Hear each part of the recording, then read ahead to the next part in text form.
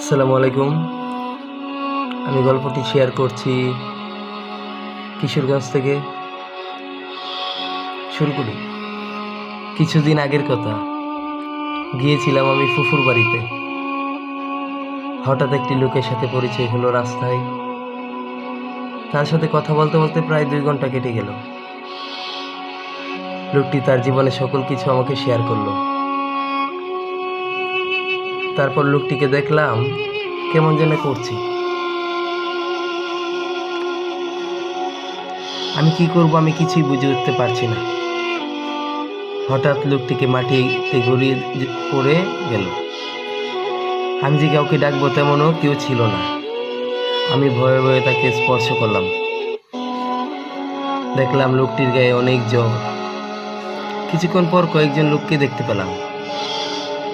তাদেরকে ডাকলামও আমি।